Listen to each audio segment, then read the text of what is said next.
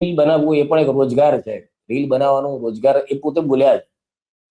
એટલે યુવાનોમાં અત્યારે રીલ બનાવવાનો ભયંકર ક્રેઝ છે કે દરેકને વાયરલ થવું.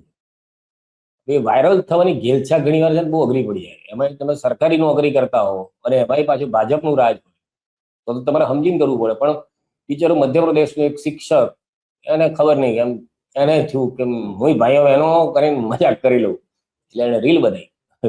રીલ બનાવીને વાયરલ થઈ એટલે સરકારને ધ્યાનમાં આવ્યું કે આ અમારા અમારા ઈષ્ટદેવ, અમારા પ્રભુ, એનું આવું અપમાન કર્યું એને, અને આટલી વહિયાત મિમિક્રી કરી, સસ્પેન્ડ કરી નાખ્યો.